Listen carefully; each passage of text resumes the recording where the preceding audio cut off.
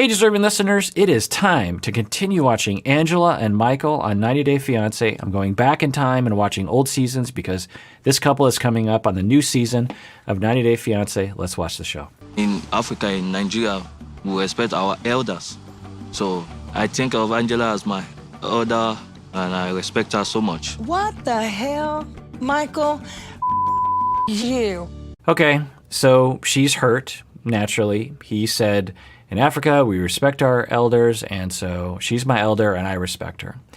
She's hurt by that, I suspect, because it implies that he sees her as a super old person, as a grandma or something. And I mean, I think she literally is a grandma, but as like his grandma. And he sees himself as like looking up to this elder.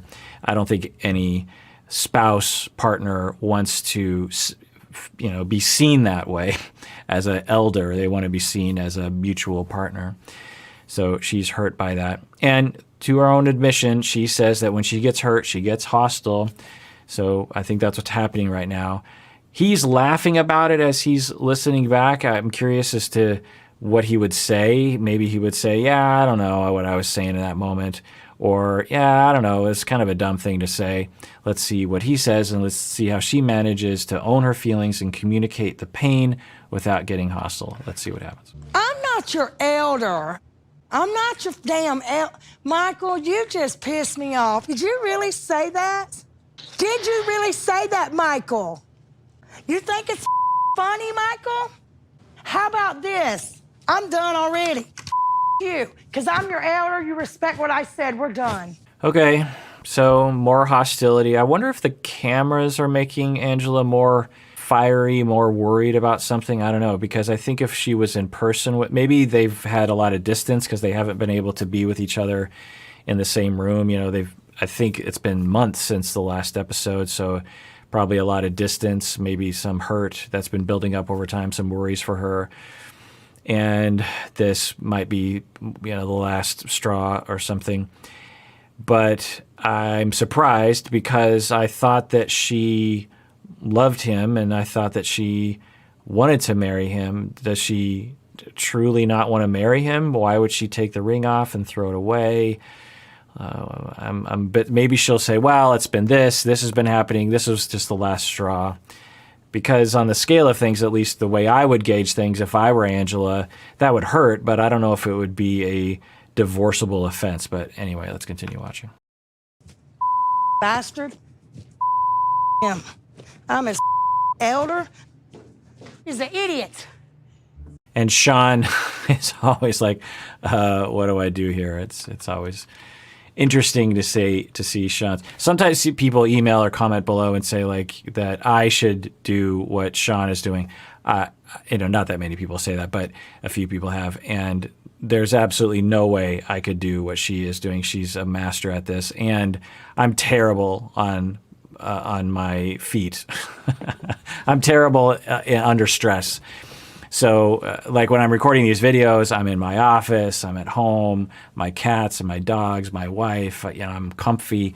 And if I say something stupid, I can delete it. And so there's just no way I would be able to function under those circumstances. This is very embarrassing. Can you open the door, please? Angela, please come Don't listen, I'm grown. You don't tell me what to do, I'm 52. You ain't gonna humiliate me, you son of a bitch. Is Angela coming back? Okay, so she brought up that humiliation theme again. Earlier in the season, when she was really sad, she said, I just feel like a effing fool, that he lied to me. I feel like a fool. He's, it's humiliating. He's humiliating me. I suspected that was what was happening, is that because of the cameras, it's very clear to her that everyone's watching, and there's this joke of the elder, he's laughing, she's on the spot. I'm guessing some very difficult traumas are being triggered by this humiliation trauma. It's a trauma that we often don't talk about in our society. We'll talk about abuse, we'll talk about abandonment, but humiliation is a frequent trauma that we can go through. All of us have a little bit of it, some of us have a lot of it. We tend to think of humiliation as like we're standing in front of the class and we fart on accident or something.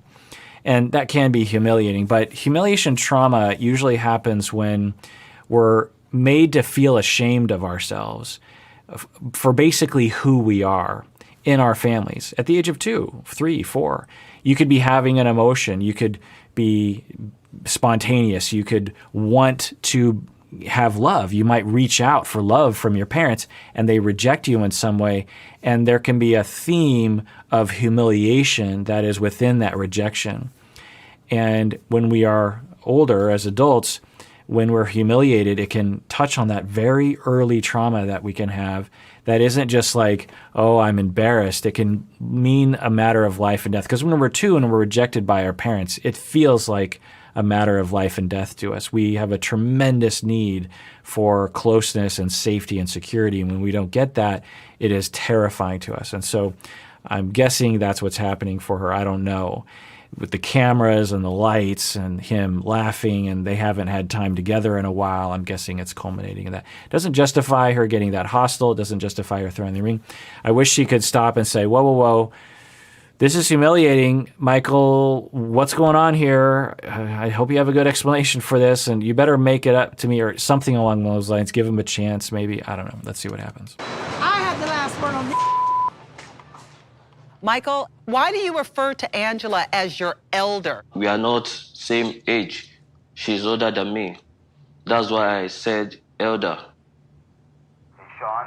Angela's on her way back to the set. Right now? Okay. Stand by. So once again, Michael has a questionable explanation as to what's happening. Sean asks him, why did you call her your elder? He says, well, she is my elder. We have an age difference, full stop. Now, they edited it. Maybe he had more to say, but I wouldn't be surprised if that was the gist of what he said. I think some more exploration there. He doesn't seem to exhibit self-awareness or doesn't seem to be able to express his self-awareness.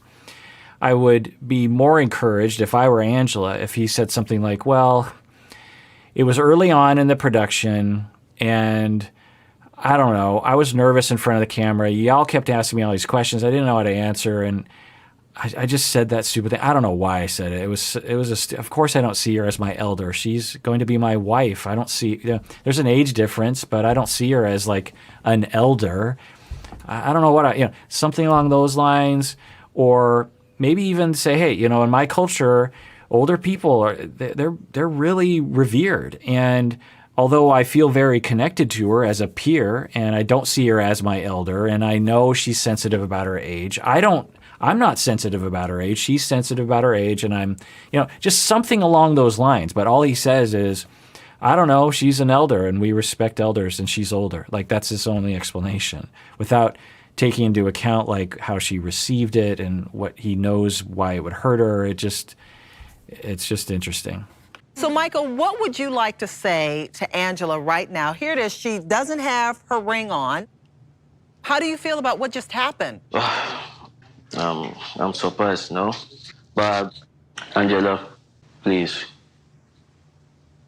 I'm sorry. I'm just sick of you, Mike. So we're in this mode again where he is sincerely apologizing, I think, and she's hurt and she's being hostile. So let's see if he can retain closeness, and let's see if she can actually listen a little bit.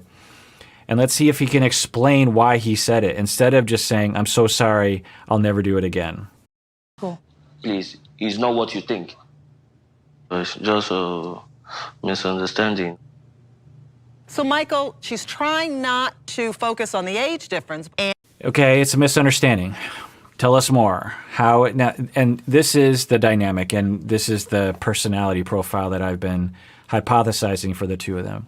For him, his traumas taught him that he needs to shut down and stay quiet, maybe not even really think, maybe not even really self-reflect. A lot of people with avoidant attachment, I don't know if that's true for him, if he does have this, but people with avoidant attachment, they learn early in life, the age of 1, 2, 3 years old, that it's even easier if they don't even know who they are and what they want. Because if they don't know their needs, then they won't know their needs aren't being satisfied. If you don't know you need love, if you cut yourself off neurologically from your need of love, then you're not going to get that need met, but you won't consciously know your need is being. It's so much easier that way.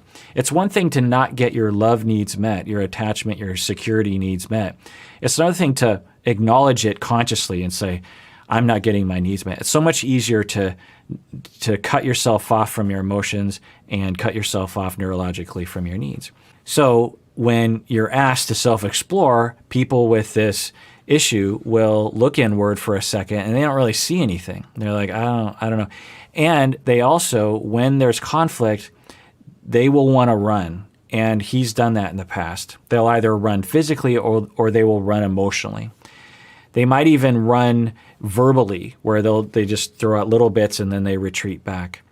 So I'm guessing that's what's going on for him. I don't know. But for her, she has the opposite. When she's triggered, she leans in with hostility, which of course, and I've said this before with this couple, is it creates a vicious cycle. When he's pulling away, it hurts her. She transforms that into hostility and attacks. He feels hurt and retreats, which she looks at and sees he's running away, which hurts, which causes hostility, which causes attacking. And some of you out there may have been in this dynamic. Sometimes we call it a pursuer-distancer dynamic. Sometimes we call it other things. Let's see if he can lean in. And the thing that I always say and work with, and it can take years with the Michaels of the world, is they have to stay in contact. One, they have to become aware of themselves. They have to become tolerant of conflict. They have to learn how to love themselves even when someone else is being really upset with them. They need to see the bigger picture. They need to know that the other person isn't going to attack them in a way that's unfair. So there's a lot of work that we do, but what we're trying to get is the Michaels of the world to stay present and not to check out and not to distance. Let's see what happens. You know this is something that she's very sensitive about. So does the age difference bother you at all in this relationship? I don't look at appearance. It's the inner heart, the spirit I look at, no?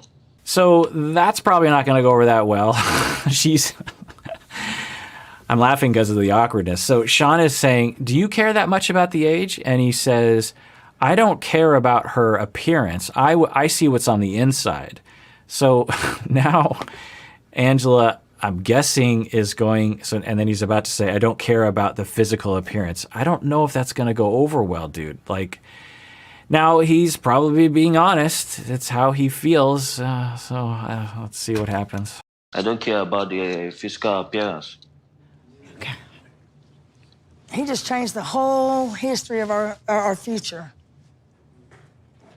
I'm sorry, please. Please. Angela, please forgive me. You know, hey, Michael, do you care about the age? All he has to say, which I think is true, is, no, I don't care about the age. I just see her as my fiancé, the love of my life. I think if he would have said that, I would have said things.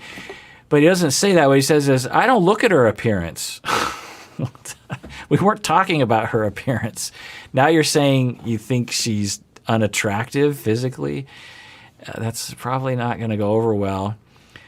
And I'm guessing if Angela does have humiliation, rejection, trauma, this is just compounding the issue, and I'm laughing because of the awkwardness. So let's see if he can pull out of the nosedive. It's my fault because I say things, randomly, and like I said, I'm learning, I'm not here. Okay, so he's giving a little bit of an explanation. I say things randomly, and I don't know what I'm saying all the time. Okay, that's good. I think he needs to elaborate on that a little bit. Like, give examples. Like, there was this time a few years ago, and I said this. I don't know what I was saying in that moment. I think that's a viable explanation. It's not an excuse, but an explanation. Yeah, I said she was my elder. The cameras are pointing at me. I didn't know what to say. I got nervous, and I was just trying to come up with something to say. And when I see that, I think, it's pretty stupid that I called you an elder. That's really, really dumb. I never would have. I don't think that about you. If he elaborates, but it's really hard for people with this condition and I don't know if Michael has this, but it's really hard for people who are used to shutting down. That's their safety place. It's really hard for them to just open up and be spontaneous and even know why they are the way that they are. So, but he gave a little bit of an explanation. I don't think it's working on Angela, but let's continue. To teach you, Michael. I done told you that a million times. I know. If I gotta teach you a relationship, you need to find you somebody else. Angela, are you and Michael still engaged? No. No, don't say that, baby. But you guys have already started the visa. I don't give a I'm not gonna be miserable in life because I paid $5,000, $7,000 to get him over here. So I'm guessing Angela's going to change her mind. I'm just guessing that she's being triggered in this moment. If you're Michael, this has got to hurt a lot. He's thinking, look, I said something stupid, and now it's off. Her love for me is that fragile that with what I consider to be, from Michael's point of view, a minor misunderstanding, and the wedding's off, like that scares me. So this is not a good sign for things to come, the reactivity. All right, well, that does it for that episode of Psychology in Seattle. Everyone out there, please take care of yourself because you deserve it. You really, really do.